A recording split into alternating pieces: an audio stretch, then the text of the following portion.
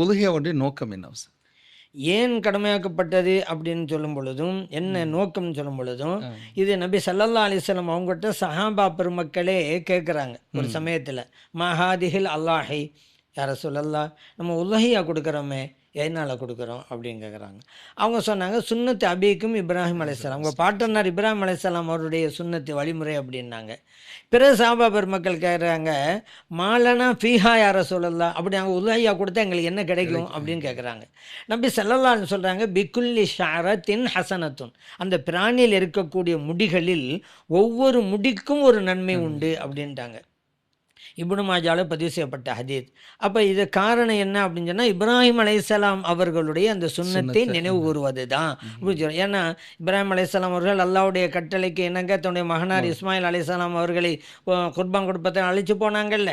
அன்பு மகன், ஆசை மகன், ஆண் மகன், ஒரே மகன், நீண்ட காலத்துக்கு பிறகு கிடைச்ச மகன். ஆனால் அல்லாஹ் இங்கே தான் சோதிக்க நினைச்சான். ஒரு ரொம்ப பிரியமாக இருக்கிறார் மகன் மேலே, சோதிச்சு பார்ப்போன்னு சொல்லி உங்கள் மகனை அறுத்து பலியிடுங்க அப்படின்ட்டு.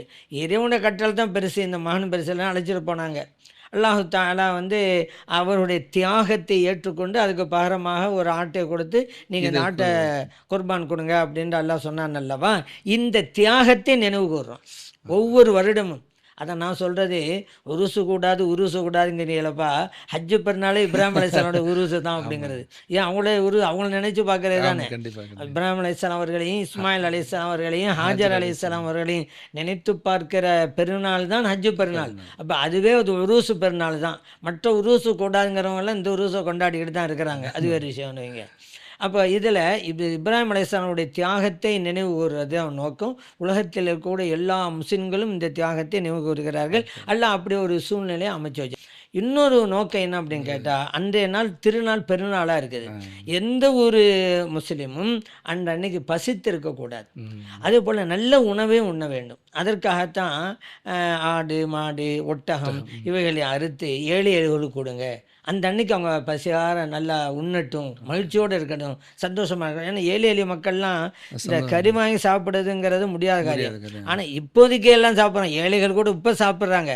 இதே ஒரு 50 வருஷத்துக்கு முன்னாடி நினச்சி பாருங்க. இல்லை, அரிசியே கிடைக்காத காலகட்டம்ல கம்பையும் சோளத்தையும் கேப்பையும் சாப்பிட்டுலாம் இருந்தாங்க. அரிசி ஒரு வீட்டில் அரிசி சோறுன்னு சொன்னால் பணக்கார வீடுன்னு சொன்னாங்க. அதே போல் கறி வாங்கி அப்படியே தான் வீட்டில் கறியான அன்னைக்கு அப்படின்னு சொன்னால் பணக்காரவங்க அர்த்தம். இந்த மாதிரி சூழ்நிலையில் அந்த காலத்தில் கஷ்டப்பட்டாங்கல்ல, அவங்க அந்த அன்னைக்கு கறி சாப்பிட்டு சந்தோஷமாக இருக்கட்டும், ஏழை எளியவர்கள் யாரும் பசித்திருக்கக்கூடாது அப்படிங்கிற நோக்கத்தின் அடிப்படையிலேயும் இந்த வணக்கம் மார்க்கமாக்கப்பட்டது.